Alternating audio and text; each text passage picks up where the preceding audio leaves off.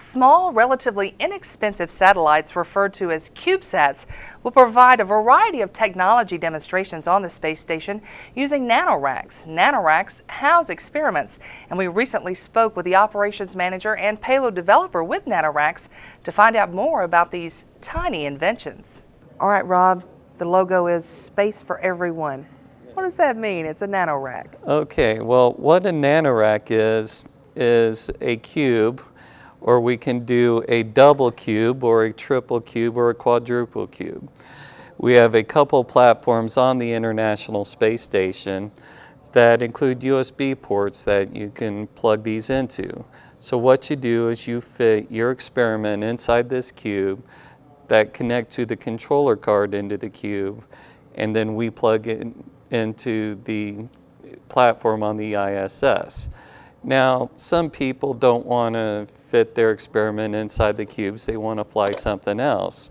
So we have some facilities such as this microscope. We have one just like this on board that the crew plugs into one of the laptops, points it on something interesting. Nano, tiny, right? Yes. So space is limited on the Yes. space station, so it's perfect for folks to get their experiments to fit into something like this. Yes, I mean, this is a 10 by 10 by 10 centimeter cube. And so for the opportunity to fly, we are relatively inexpensive, and we do things very fast from concept to flight in 9 months. So to take advantage of the opportunity, a lot of research developers are willing to downscale their experiment so that it will fit inside our structure rather than trying to fit the spacecraft around the experiment. And a unique concept as well is you have educators and researchers all over putting their Yes. experiments in here, but you also have educators building these NanoRacks. Yes, we've got several programs that involve schools from around the world. One of our most successful programs involves Valley Christian High School in San Jose, California, has flown 4 of these boxes so far that have split a NanoRack into 4 sub-modules or mini-labs. And they fit a different experiment in each of these mini-labs with a camera, and I've been able to pull down real-time pictures from each of the mini-labs. What types of experiments will go into something like that? What are they We've flying? had bacterial growth experiments, ferrofluid experiments. They're about to fly up a CO2 sensor that they'd like to test, and plant growth seedlings, and aluminum bronzing type experiments. So it really works with whatever can fit inside the tube, inside the cube, and fits within NASA's safety rules.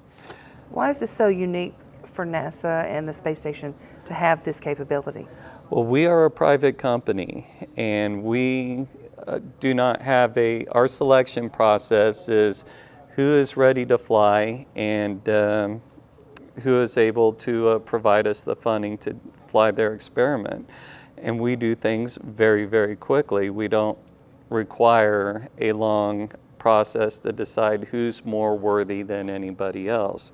And we also provide a simple structure that researchers can work within. And fortunately, we have a close partnership with NASA so that we're constantly working with NASA, making sure that the suggested experiments will fall within the safety requirements. I'm a former safety person myself, so that does help. That does help. And NASA helps us with development of the procedures. We do the crew training for them, and so this gives a gateway to the space station that was not always already there. Not bad for a company that started out in someone's garage, then moved to a U-Haul, and now have a larger, very busy production facility.